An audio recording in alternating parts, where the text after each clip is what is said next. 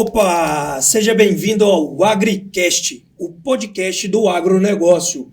E hoje nós estamos no 7º episódio, contamos aqui com a presença do Leonardo Scopel, Leonardo Amaral, Álvaro Santos, e vamos tratar de um tema que está dando uma dor de cabeça aí para os produtores aqui da região de Goiás, que é a taxa do agro em Goiás, que começou a vigorar esse ano. E para tratar desse tema aqui, quero dar as boas-vindas aí, Leonardo Scopel, seja muito bem-vindo. O Leonardo Scopel, ele é advogado tributarista, especialista em processo civil e em direito tributário pelo IBET, mestrando em direito pelo IDP em Brasília. Leonardo, seja bem-vindo. Obrigado, Thiago. Boa noite a todos os ouvintes do AgriCast, podcast do agro. Boa noite ao meu colega Álvaro, meu xará, Leonardo. Uma satisfação estar aqui debatendo um tema extremamente complexo, né? E que temos aí inúmeras reviravoltas. Espero que possa contribuir com algo nesse sentido. E eu tenho certeza que o papo hoje vai fluir, porque nós estamos com os 3 feras aqui sobre esse tema e eles estão acompanhando desde que nasceu, que surgiu os primeiros passos aí. Leonardo Amaral, seja bem-vindo. O Leonardo é advogado tributarista, ele atua aí desde 2005 na tributação do agronegócio, professor no curso de especialização em Direito Tributário do IBET Goiás, ele tem MBA em Contabilidade pelo IPOG e mestre em Direito Tributário pelo IBET. Seja bem-vindo, Leonardo. Tiago, valeu pelo convite e um grande prazer estar aqui com os meus colegas, os feras do Direito Tributário do Agronegócio, Álvaro Santos e Leonardo Scopel.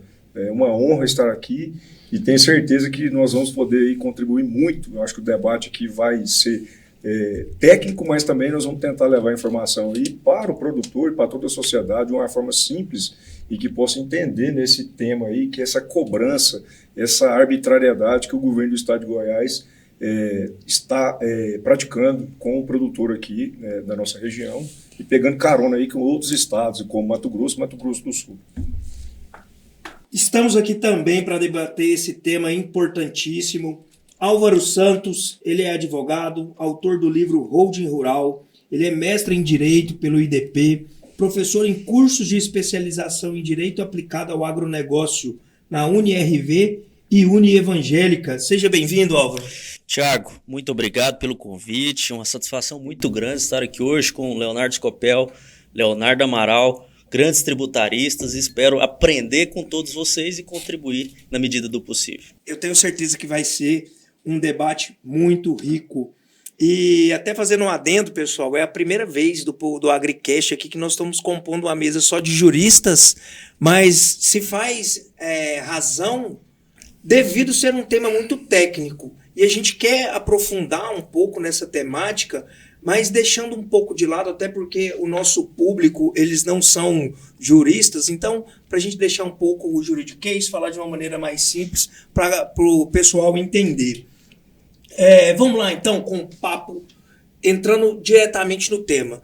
Pessoal, para quem não sabe, né, tá muito se falando aí, a taxa do agro aqui em Goiás, mas o que é essa taxa? É um tributo? Quem que vai pagar? Como que vai pagar? Vamos trocar uma ideia aí, fiquem à vontade para puxar.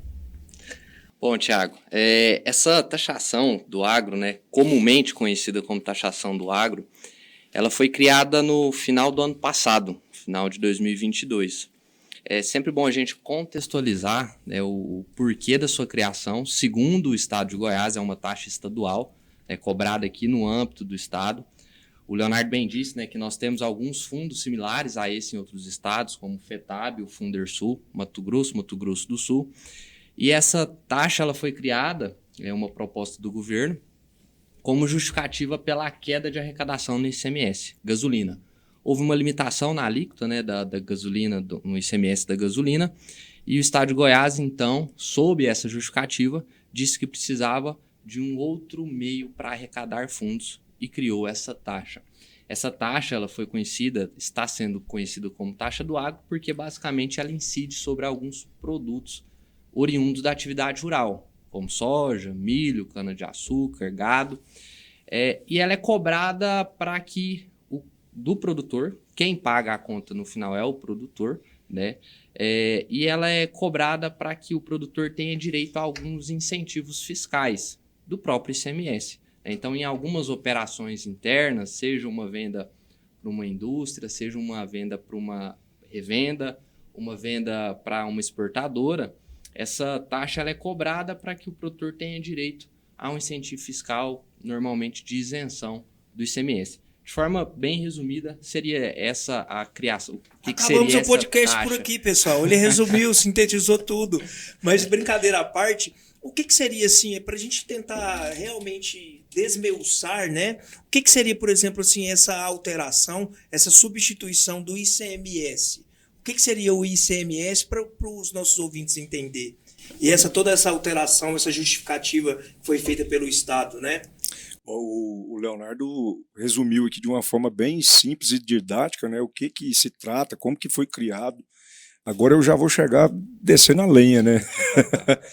O argumento que o governador do estado de Goiás utilizou para justificar a criação dessa contribuição, que o próprio Álvaro aí fala com muita propriedade, é um tributo disfarçado, né, fantasiado, de contribuição voluntária, foi totalmente uma mentira, é um estelionato aí, vamos falar, né, contra o pagador de tributo aí.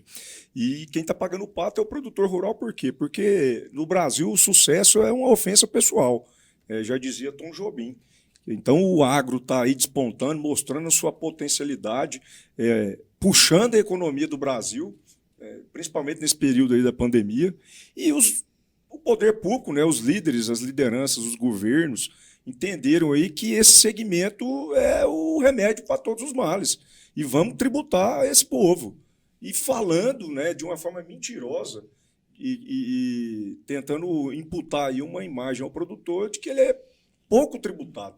E quando a gente vai ver, a realidade não é essa. Então, assim, o argumento utilizado pelo governador é um argumento falso. Essa queda de ICMS, ela hoje, principalmente na questão do combustível, né? A gente está vendo que... O que é o ICMS? Que eu tenho certeza que essas siglas para vocês são muito normais. Realmente. O ICMS é um imposto que é um imposto estadual, é o principal imposto, fonte de receita pública do governo do estado. Cada estado tem a sua legislação, né? E esse imposto ele incide sobre a comercialização. Ele vai incidindo sobre a comercialização nas cadeias produtivas. Então, vamos lá. Quando o produtor vende a sua produção, a soja, o milho, vai vender para uma indústria, a indústria vai fazer um produto alimentar, um gênero alimentício, e vai passar para o consumidor. Estou resumindo a cadeia produtiva. Sim. Então, cada fase dessa em que há essa venda, vai haver a incidência do ICMS. Agora, nós temos algumas regras constitucionais na cobrança desse imposto, principalmente em se tratando de uma cadeia alimentar. A Constituição diz, né, que quanto mais essencial for o produto, né, nessa cadeia, menor tem que ser a taxa, a carga tributária. Isso. Então, a ponto de não se cobrar, né, de desonerar. Também nós temos uma regra, né, Leonardo e Álvaro, da exportação. Você não pode exportar um produto com um imposto, com tributo embutido. Nós temos uma regra. Então, não se pode cobrar ICMS quando você destina a produção agropecuária para outro país. E o que a gente está vendo é o contrário, né? O governador aí, de uma forma escancarada, rasgou toda a Constituição Federal, deu um nome bonitinho, falando que é contribuição, que esse pagamento é voluntário. E da onde que ele tirou que diminuiu essa arrecadação do ICMS? Eu vou até deixar para o Álvaro aí, porque ele pode... Vamos lá, Álvaro. Bom, como o Leonardo Scopel adiantou, né, tiveram algumas leis complementares no ano passado que consideraram alguns itens, algumas mercadorias como essenciais. E seguindo aí até o princípio que o Leonardo Amaral colocou, aquilo que é essencial precisa ter uma tributação mais amena. Dentre esses bens considerados essenciais estão aí a energia elétrica, o combustível, telecomunicação. E essa legislação acabou impactando na arrecadação dos estados. E o estado de Goiás, pelo menos até as eleições, né, não vinha falando em taxar nenhum dos setores. Mas logo após, né, a reeleição do governador Ronaldo Caiado, foi divulgado né, essa ideia de tributar o setor produtivo, não só o agro, mas também o setor mineral, com a cobrança dessa contribuição para suprir essa suposta queda de arrecadação por conta do ICMS sobre combustíveis. Mas uma coisa que nós temos destacados em várias conversas que nós temos tido aí, inclusive com os produtores rurais, é que no final do ano passado, os estados, os governadores fizeram um acordo dentro do próprio STF ao redor dessa discussão. Existe lá uma ação direta de inconstitucionalidade, onde eles consideraram algumas mercadorias como essenciais, mas deixaram de fora a gasolina. Então é provável que as alíquotas sobre gasolina, que já foram majoradas em alguns estados, volte aí para suprir essa suposta perda de arrecadação. Mas isso foi só o pano de fundo para justificar essa chantagem ao produtor rural goiano. É uma chantagem, a meu ver. Eu estou aqui até abrir aqui no meu dispositivo, né? Extorsão é o ato de obrigar alguém a tomar um determinado comportamento por meio de ameaça ou violência com a intenção de obter vantagem econômica. Isso é um crime. Em outras palavras, sim, é isso que o Estado está querendo fazer com o produtor. Ele está falando assim, olha, você tinha imunidade sobre exportações. Isso não é um benefício. É a Constituição que te confere isso, para te tornar competitivo no mercado internacional. Algumas operações eram isentas, não em benefício do produtor, em benefício da cesta básica. E existe um regime de substituição tributária que facilita a arrecadação do Estado e desburocratiza para o produtor. O Estado pegou essas três coisas, colocou numa caixinha e falou assim, olha, eu só te dou se você pagar a minha contribuição facultativa. Compreendo. Então, a meu ver, é uma extorsão fiscal. Na verdade, na prática, você percebe claramente que é um pagamento compulsório. E esse é o ponto, então no texto de lei fala que ele é facultativo? Isso, esse que é o problema. Tanto o Estado do Mato Grosso, todos os estados que instituíram, usaram essa engenhosidade aí para, vamos falar assim, fazer essa cobrança totalmente abusiva, utilizam no texto da lei assim, o pagamento é facultativo, o pagamento é voluntário. Mas também tem um dispositivo lá que diz assim, ó, no estado de Goiás, para usufruir de benefício fiscal, é obrigatório o pagamento de contribuição à Fundeinfra. Amarrou ali. Então, se você numa situação de normalidade, qualquer empresário, ele vai preferir utilizar o benefício fiscal, porque senão ele está fora do jogo.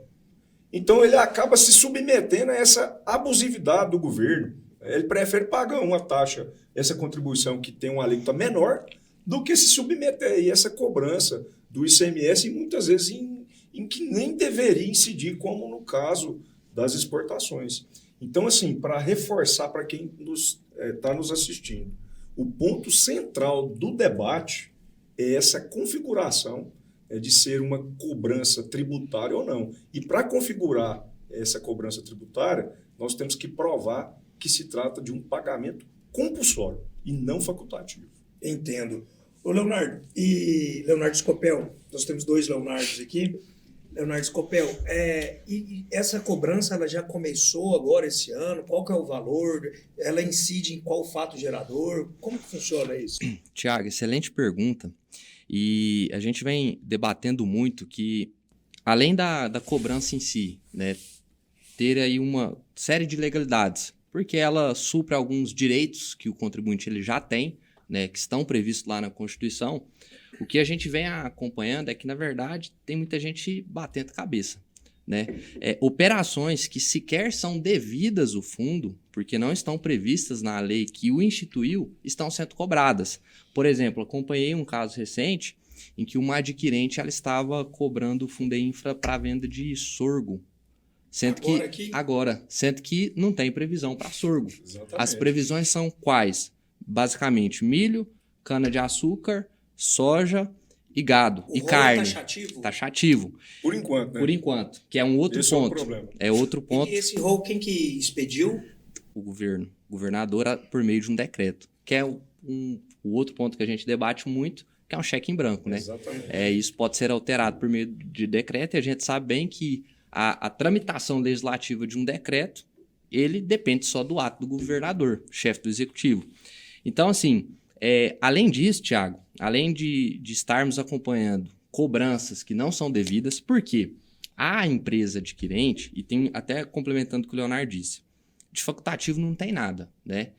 Por 2 motivos. Primeiro, o contribuinte produtor, diante de uma situação dessa, entre ele pagar, por exemplo, 12%, 17% de ICMS ou pagar o fundo, é evidente, por uma questão econômica, ele vai optar por pagar o fundo. Facultativo seria se ele, por livre e espontânea vontade, fosse e falasse, eu quero pagar para contribuir, mas se eu não pagar, não terei nenhum prejuízo. Nesse caso, se ele não paga, ele tem um prejuízo porque ele tem que pagar o ICMS cheio e esse ICMS muitas vezes indevido. Então, de facultativo não tem nada.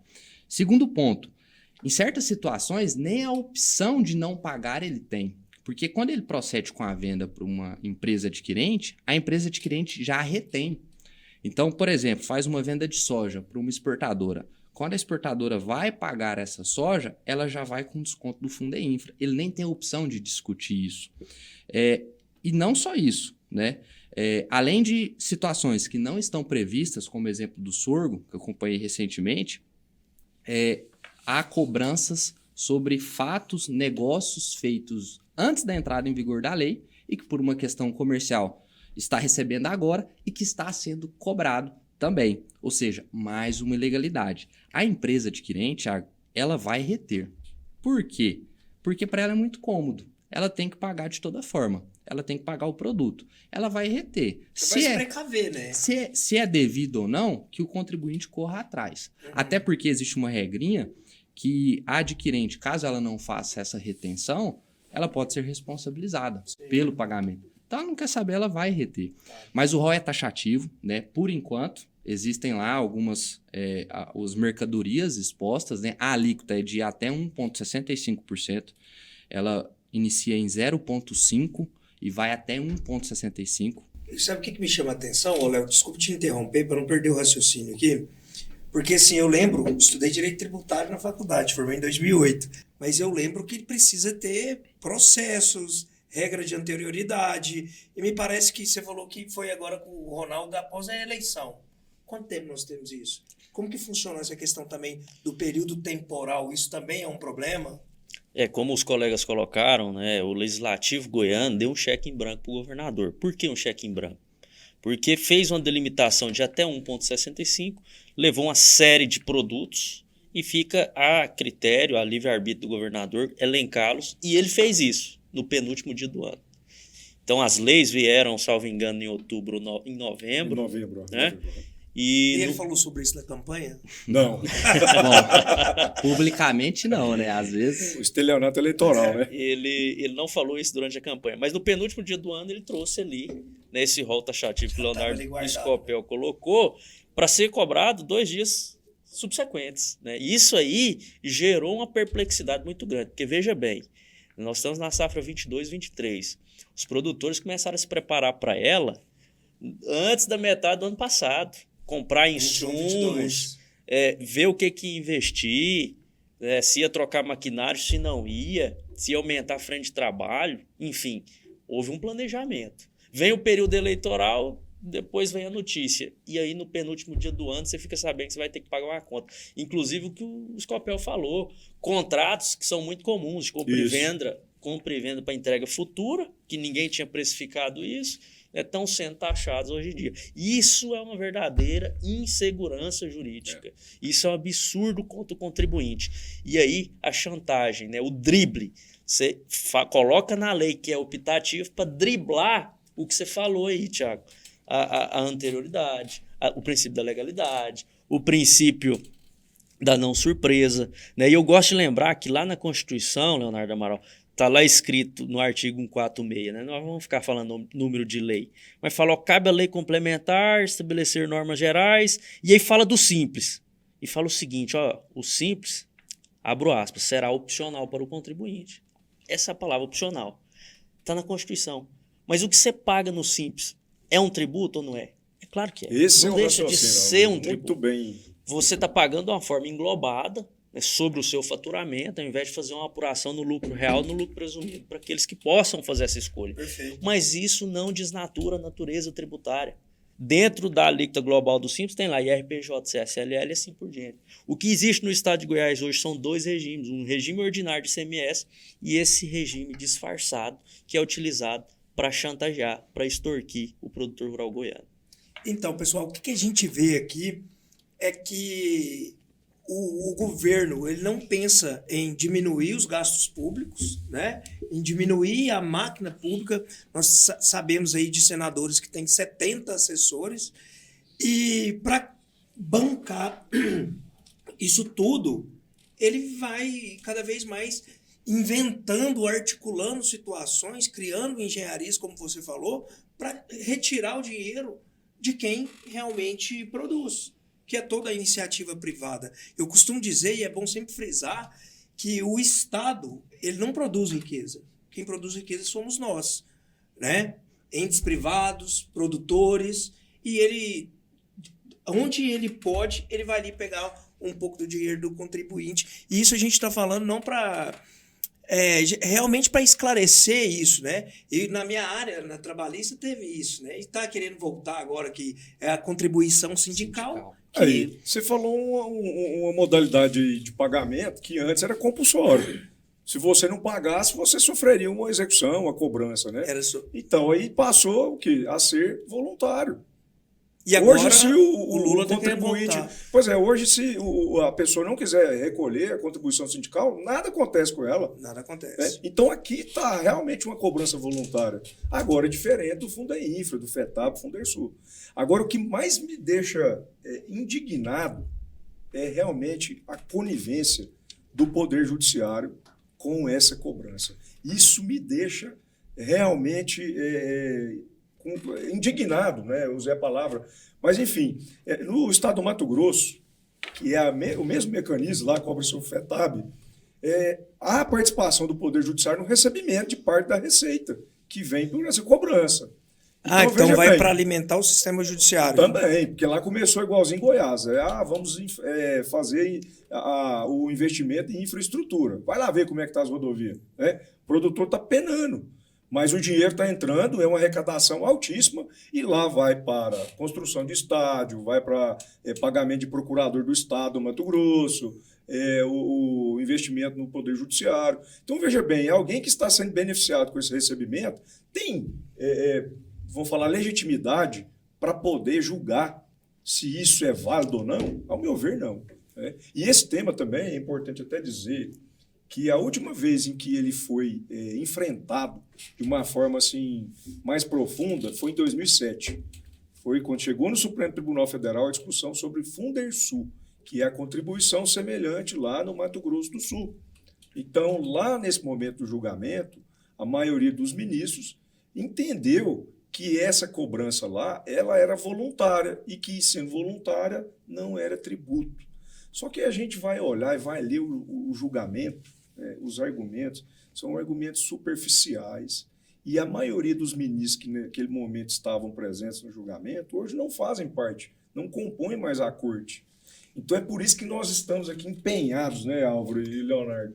Nós temos esperança, e isso faz parte do advogado, né? Porque sem essa atuação do advogado, essa insistência, acaba que essa jurisprudência ela vai ficar ali perdurando. Só para a gente contextualizar, então, nós tivemos agora recentemente uma decisão, né, uma liminar aqui, que foi o autor, o Sindicato Rural aqui da cidade, Jataí, e que ele foi concedido essa liminar aqui na primeira instância. Foi vocês que atuaram aí nessa...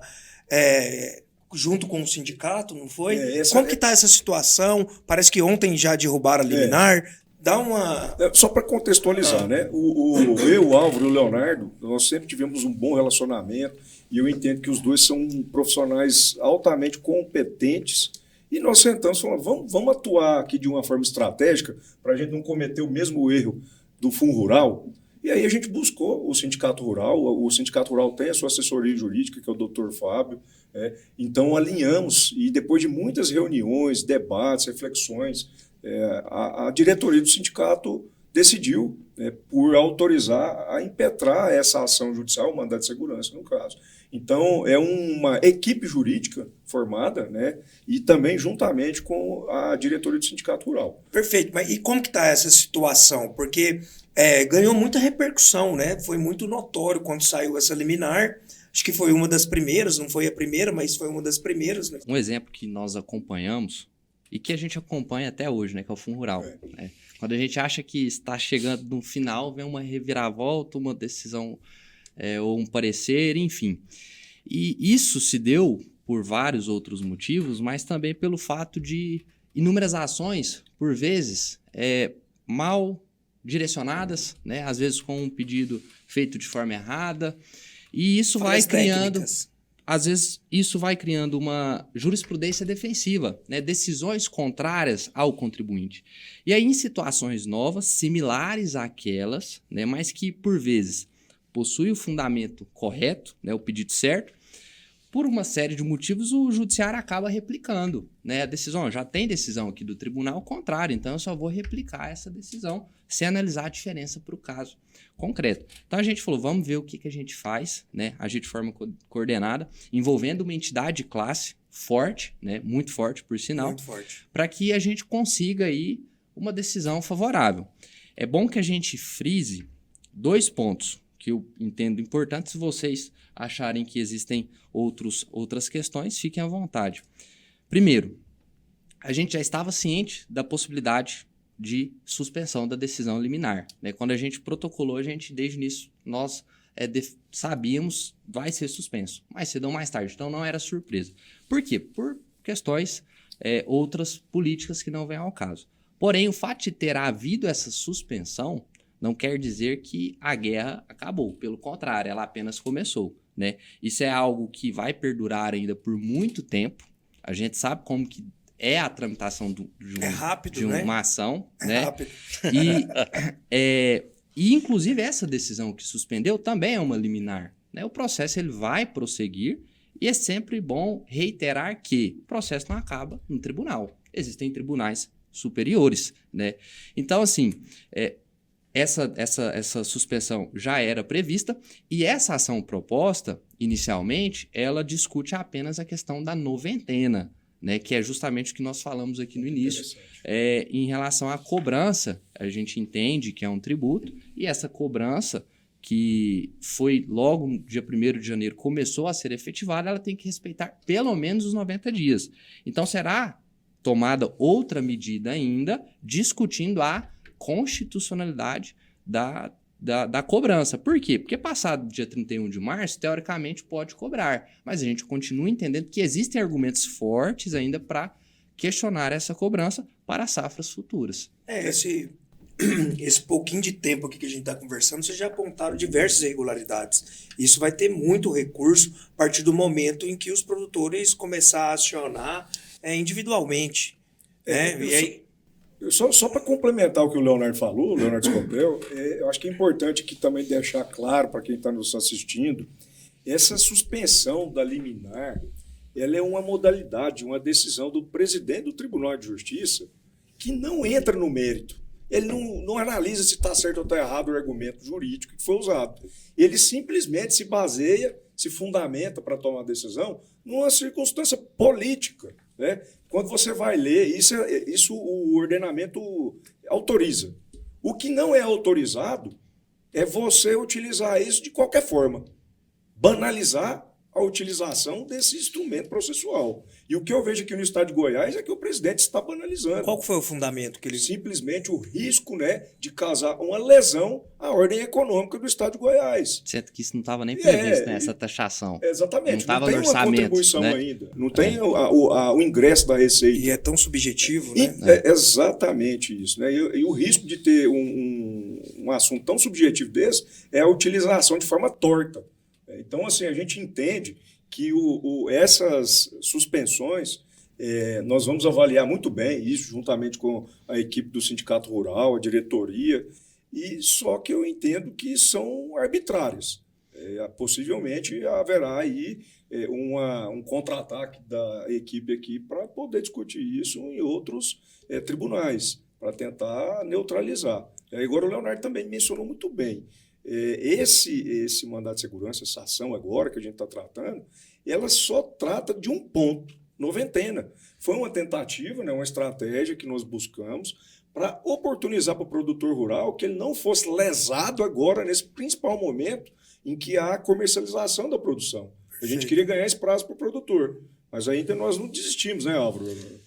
Sem dúvida, a estratégia foi tomada dessa forma, pensando inclusive no quão surpreendente foi a tributação, né? No penúltimo dia do ano já vem falando que a partir do dia 1º do ano seguinte vai ser cobrado, todo mundo se programou, foi pego de calça curta. Muita gente que confiou nesse governador e ele trouxe isso daí como uma surpresa.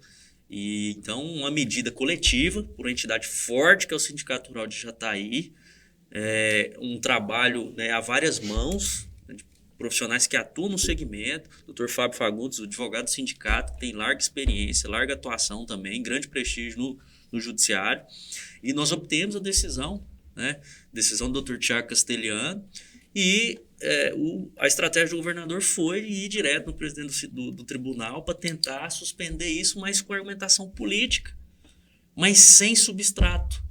É uma tributação nova que não tem um histórico de arrecadação para justificar que vai haver uma queda.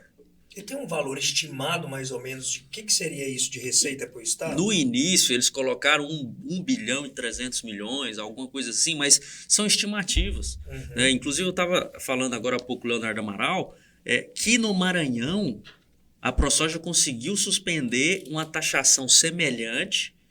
O governo do Estado recorreu para o STF, o STF falou que não haveria ali situação para suspender a liminar, porque aquela cobrança era uma cobrança nova.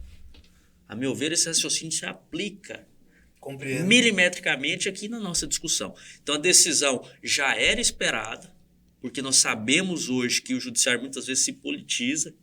Isso não é a regra, mas acontece.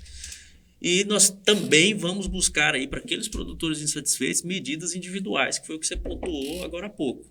Principalmente buscando, se possível, o depósito judicial para mostrar para o Poder Judiciário goiano que o produtor rural age de boa fé. Ele quer depositar e quer discutir. Álvaro, pegando um gancho aqui, qual que é a visão de vocês, Álvaro, Leonardo e Leonardo, Leos, qual que é a visão de vocês aí, nesse cenário, insegurança jurídica, o produtor não sabe se paga, se não paga, se aceita que a agroindústria desconta ou não, o que o produtor pode fazer para amenizar? O que vocês podem falar aí para o produtor para dar um mínimo de segurança, né? Vou deixar o Xará falar. Tiago, a gente... excelente pergunta, por sinal. Muito obrigado. Eu faço sempre... Eu sempre sou da seguinte teoria, né? Na atuação prática. Sempre que possível evitar o judiciário, por questões de celeridade, por questões de custos, né? Questões de desgastes, que evite, né? Tente resolver de forma administrativa. Não dando certo, resta a via judiciária. No caso do Fundeinfra, é uma questão muito simples. Foi possível resolver de forma amigável administrativa? Não tanto assim que está sendo cobrado. Qual é a alternativa? O judiciário. O judiciário está para isso. O judiciário está para servir e respeitar o bom direito, né, que é o que a gente entende no caso do Fundeinfra. No caso específico do Estado de Goiás, a gente tem que fazer sempre uma analogia com os outros fundos, FETAB, Fundersul, em especial o FETAB, que foi criado há 20 anos. Né? Aí alguns questionam, mas lá nunca foi questionado, sempre foi cobrado, nunca conseguiu uma vitória na justiça, então aqui vai acontecer da mesma forma. Não é bem assim. Primeiro, lá no Mato Grosso, quando começou essa cobrança, começou numa questão bem pequena, né? Para utilizar de um diferimento do ICMS, o produtor. Como era uma cobrança pequena, que não representava uma quantidade grande, ninguém foi questionando, não foi questionando. O que aconteceu? Se alastrou de tal modo, que acho que foi o Álvaro que comentou, que por último, até em reforma de estádio da Copa do Mundo, o valor lá utilizado, foi o Leonardo que comentou, teve grandes jogos lá também, né? Inclusive, o valor arrecadado estava utilizando para isso. Ou seja, eu faço essa analogia para o Fundeinfra. Como existe esse cheque em branco para o governador, e independentemente de quem esteja à frente do chefe do chefe aí, seja o chefe do executivo, essas cobranças elas podem ser alteradas do dia para a noite e, consequentemente, aumentar a sua arrecadação. Mantendo a inércia, a tendência é que isso aconteça de forma gradativa. Ninguém está reclamando, então vamos continuar, está dando certo. A partir do momento que começa a se posicionar e não se trata de uma aventura jurídica, né, são questões técnicas, existe sim bons argumentos, né, está previsto num textinho lá chamado Constituição, o próprio Estado ele começa, peraí que eu tenho que pisar em ovos aqui, não posso vir tributar de qualquer forma. Ou seja, aquele produtor que se sentir insatisfeito, é sim válido que procure o seu profissional de confiança para que tome as medidas cabíveis. E de preferência, com a orientação desse profissional, que proceda com o depósito em juízo até o término do processo, né? Dando certo, o dinheiro estará lá, retorna para o contribuinte com correção monetária, né? Alguns questionavam, mas eu vou deixar de trabalhar com dinheiro, vai ter desvalorização se demorar 3, 4, 5 anos. Existe a correção monetária junto à instituição bancária. Em último caso, não dando certo, o que a gente entende que é uma possibilidade mínima, mas existe, o dinheiro, o tributo, está quitado e o contribuinte pelo menos fez sua parte de tentar reclamar contra ele. Uma dúvida que me surgiu com essa estratégia aí. Se esse tributo... Olha só, Otto falho, né? Já vou chamar de tributo, porque compulsório é tributo. Exatamente. Se esse imposto, essa obrigação de pagar, se ela já tivesse sido descontada igual está sendo nas folhas, como que você fala nas operações, nas operações, vendas, né? Falou que a indústria ela já está descontando. Exatamente. Ali. Como que vai ser, então, esse depósito? Então, quem está sofrendo o impacto econômico e financeiro é o produtor. Ele que está pagando, o dinheiro está saindo do patrimônio dele. Perfeito. Então, ele vai ter legitimidade para poder pleitear, né, a devolução. Agora, aqui que é importante a estratégia e o produtor agir agora. Porque se ele esperar um julgamento, por exemplo, do Supremo Tribunal Federal invalidando esse pagamento, ele vai perder o prazo de pedir de volta o que ele pagou. Nós temos um prazo. A gente chama de prazo prescricional. Não deixar, a população usa muito a expressão caducar, né? Não vamos deixar caducar o seu direito de pegar de volta o que você pagou indevido. Então, a importância de se ingressar com a ação judicial, nesse momento, é exatamente isso. Perfeito. Faz o depósito judicial, não vai ter risco, né? Vai demorar muito? Vai, porque essa briga contra o poder público ele demora. Mas na hora que chegar a vitória, ele simplesmente vai fazer o levantamento daquele dinheiro durante todo o período em que foi feito o depósito. Eu juro que eu tentei fazer menos técnico, só que é muito técnico. O assunto é muito técnico, pessoal, e muito específico, né? Eu também sou advogado e assim, é muito específico. O direito tributário, ele tá no ramo, no ordenamento jurídico, ele é um negocinho ali, ele é muito específico e vocês aí especialistas, né, trazendo esses esclarecimentos. Álvaro, vamos passar aqui para as considerações finais, nós estamos aí chegando aos 40 minutos de programa, o papo é bom, o papo flui, né, e o assunto é interessante. Então vamos passar aí para as considerações finais. Álvaro, fica à vontade. Desde já te agradeço aí por você ter aceitado o convite, quero te chamar outras vezes aqui, porque nós precisamos de pessoas que sabem justamente o que está falando. Bom, o recado, eu acho que depois desse bate-papo é o seguinte: se você, produtor rural, vai aceitar essa tributação, procure um profissional, porque são inúmeras aí os casos, né, por exemplo, de retenção indevidas, né? O Leonardo Scopel citou a questão do sorgo que não está ali previsto. Então, é preciso muito mais profissionalismo do produtor rural na hora dele comercializar.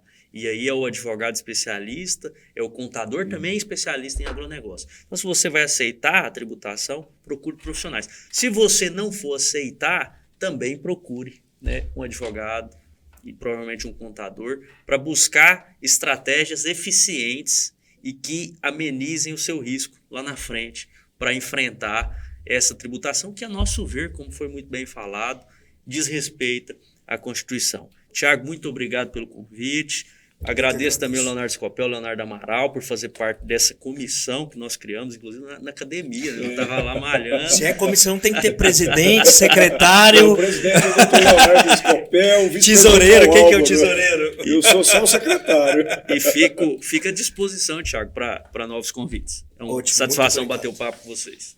Leonardo Amaral, fica à vontade aí para suas considerações finais. Bom, Thiago, o Álvaro finalizou com muita propriedade aí. O produtor tem que ficar atento. Eu acho que a gente não pode aceitar como contribuinte, seja o produtor, seja qualquer uma pessoa que pague imposto, que pague o tributo, não pode aceitar essas arbitrariedades que o poder público vem praticando aí em face de nós brasileiros e principalmente agora do produtor rural. Nós temos regras na Constituição, cobrar tributo é uma cobrança, é um ato violento, por isso que nós temos toda uma proteção, e essas proteções não vêm de agora, são conquistas históricas. A gente vê lá a Magna Carta de 1215, o rei João Sem Terra. Por isso que tem que ter o executivo e o legislativo dialogando na hora de criar esse tributo. Porque imagina agora o senhor Caiado, ele acorda um dia e fala assim, eu quero aumentar o salário dos meus deputados, dos meus secretários. Eu vou aumentar o Fundeinfra. Aí ele começa a cobrar. E aumenta. isso me lembra também os filmes medievais, né? Que antigamente os reis lá iam cobrar os tributos, chegava na casa lá e me dá o que você tem aí. Daqui uns dias, se porque a gente não tinha regra nenhuma. Se a gente não começar a ter uma resposta do Poder Judiciário, fazendo a Constituição prevalecer nesses casos, nós vamos chegar nesse ponto. Então, assim, aqui fica esse recado. E para finalizar, eu quero deixar aqui, assim, fico muito grato pelo convite e também de estar trabalhando em conjunto com esses dois craques aqui, dois feras aí do direito tributário no agronegócio. Uma honra mesmo, e acho que qualquer pessoa aí que estiver precisando pode contar com esses dois profissionais, são excelentes. Leonardo Scopel, meu amigo, de longas datas, fique à vontade. Thiago, depois de tantas palavras bonitas, a gente fica na responsabilidade, né, até de falar, não falar bobeira. Mas, enfim, de forma resumida aí do que os meus colegas disseram, Álvaro, Leonardo, muito bem disseram, é muito simples, né? Essa conversa acho que ela pode ser resumida em poucas palavras. Respeito à Constituição, respeito à legislação. Se existem ilegalidades, elas devem ser combatidas dentro do bom direito, a tempo, né? Para que evite situações que ocorrem em estados vizinhos, onde essa cobrança começou com uma boa intenção, foi se alastrando e hoje está lá percorrendo inúmeras situações que antes não estavam previstas. Então, acredito que sim, temos que manifestar, né, temos que nos posicionar para evitar justamente que essas ilegalidades aumentem. Mas, de toda forma, eu agradeço de coração o convite do meu amigo Thiago Amaral. Agradeço, me coloco sempre à disposição para a gente conversar aqui, bater um papo, o tempo passa rápido. E agradeço também aos meus colegas Leonardo Amaral, Álvaro, que para mim são referências como profissionais, já disse isso outrora, né? Não estou dizendo aqui em público apenas, mas já disse pessoalmente. Então é uma satisfação para mim muito grande, tenho certeza que estou do lado aqui, ladeado de grandes colegas profissionais. Ele não deixou o juridiquês, ele falou diferido e não sei o que e tal. Mas é isso, é porque nós temos o costume, né, de estudar em doutrinas e vai pegando esses termos mais técnicos. Mas para mim também é uma honra recebê-los aqui no AgriCast, debater um assunto de tão relevância e justamente para a gente levar esse conhecimento para as pessoas que nós, enquanto produtores, empreendedores, se nós não fizermos alguma coisa, eles vão fazer. Eles fazem por nós. Então, esse movimento que vocês estão fazendo, eu já parabenizo aqui essa união de vocês em prol aí do melhor interesse do produtor rural, tá? Deixo aqui meus parabéns. E nós vamos encerrando aqui o 7º episódio do AgriCast. O AgriCast é um podcast realizado com o apoio das empresas AgriCompany, Valongo Escritório Rural e Amaral e Melo Advogados. Sigam nós lá no Spotify, AgriCast, YouTube, AgriCast. Beleza? Contamos com vocês. Até a próxima.